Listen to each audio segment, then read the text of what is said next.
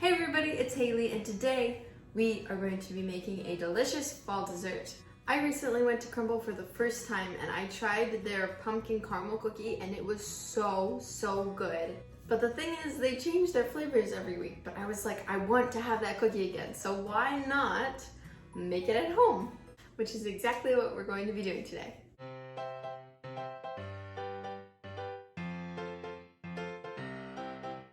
First, I have my stand mixer, and I'm gonna put in 1 cup of butter, and then 1 cup of granulated sugar, and 2/3 cup of brown sugar. Now we're gonna beat this together until it is light and fluffy.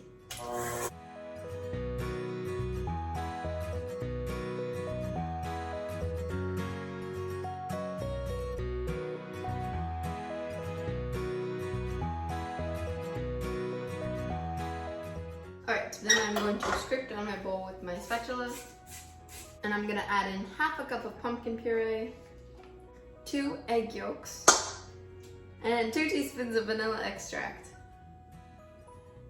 And we're going to mix that all together.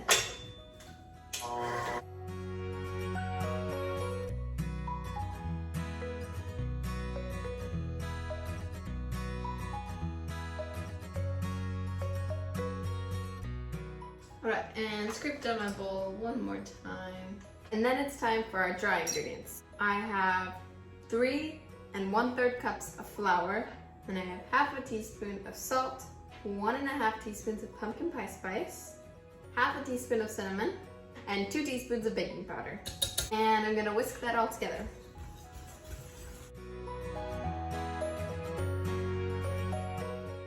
Oh, it smells so good already. Alright. Then I'm just going to add all of my dry ingredients to the bowl of my mixer. And you're gonna mix that in, and you're probably gonna want to start out on a low speed so that the flour doesn't like fly all over the kitchen.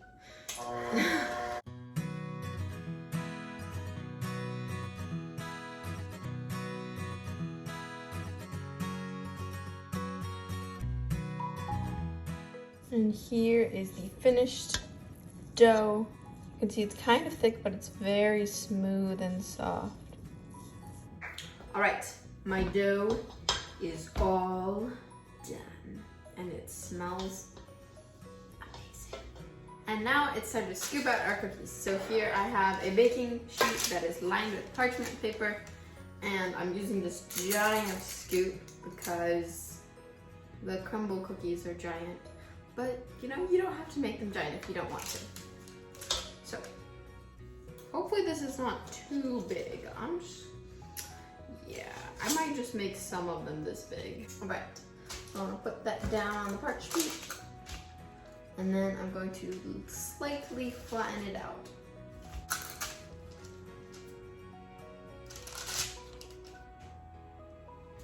All right, I've got 6 cookies on this pan, and I'm ready to bake them. My oven is preheated to 350 degrees Fahrenheit. And you're gonna wanna bake these for 11 to 13 minutes. I never know with my oven, that's why I say it with a question. All right, my cookies are done, and now it's time to make the frosting. We are going to make a cream cheese caramel frosting, and it's going to be delicious. So first you wanna get cream cheese and butter and make sure you soften it and then put it in the mixer. And this time, we are going to use the whisk attachment on the mixer to make this a very fluffy and creamy icing frosting, whatever you want to call it.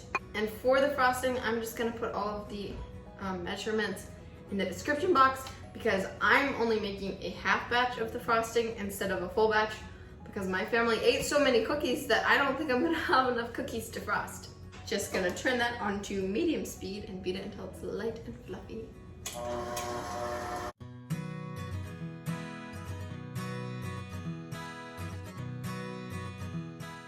It's gonna take a few minutes, but once your mixture is all nice and smooth and light, then we're gonna add the rest of the ingredients. So I have powdered sugar, and I'm gonna sift mine so that there are no lumps, but you do not have to sift yours. All right, and then we're gonna add in 1 teaspoon of vanilla extract,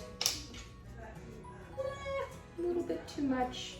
That's okay. And the best part, this is a homemade caramel that I made, and just look at it. I had it with some apples and it is amazing. So let me know if you want me to do a tutorial on that. Because I don't like normal caramel, but I love the homemade caramel. I am so sorry, I've just started a fight in the comments. Is it caramel or is it caramel? Or is it caramel or caramel? I don't even know. I normally say it caramel, personally. But you know, whatever you want to do, that's fine. All right, I'm just gonna mix that until it's all combined. And then after it's combined, you're gonna turn up the speed and mix it until it's like light and fluffy.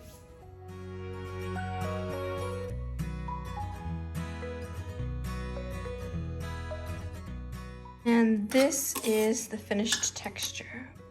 All right, frosting is all done. It looks amazing. Now it's time to frost our cookies. So here I have a piping bag and I've put it over a tall cup. This is a really easy way to fill your piping bag. I'm just gonna pour all of this delicious frosting in there. So beautiful.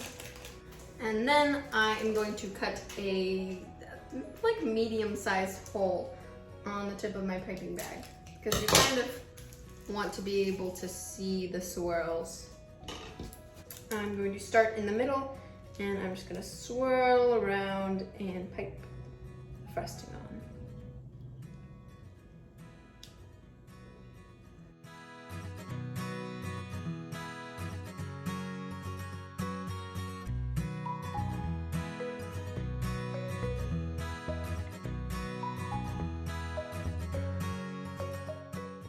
And you can put as much or as little of this frosting as you like. The frosting is delicious, but like the cookie is so good by itself that you could eat it either way. And the last step is to sprinkle pumpkin pie spice on top, but I'm running a little bit low on pumpkin pie spice, so I'm just going to do cinnamon. How adorable. They look delicious.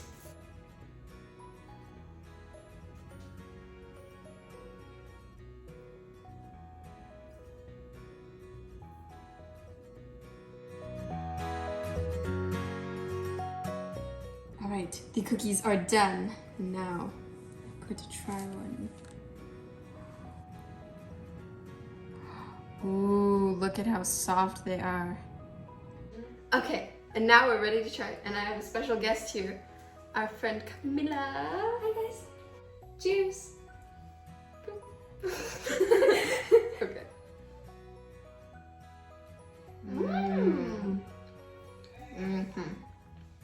These are really good. The cookies are so soft. My life has been changed. Really? That's good. Happy Halloween. Oh yeah, today is Halloween. Also, I really like the icing. With the cookie and the cream, it works so well together. Well, thanks so much for baking with me today. Don't forget to give this video a thumbs up and click the subscribe button and ring the notification bell so you know every time I post a new video. And what should they comment, Camila? Happy late Halloween. Happy late Halloween. Bye. Blah blah blah blah blah. Can you see all these dishes? Do you want me to film you? Yeah, like, can you see the dishes? Yes. Okay, I'll move over then. We want to keep that in the bloopers section.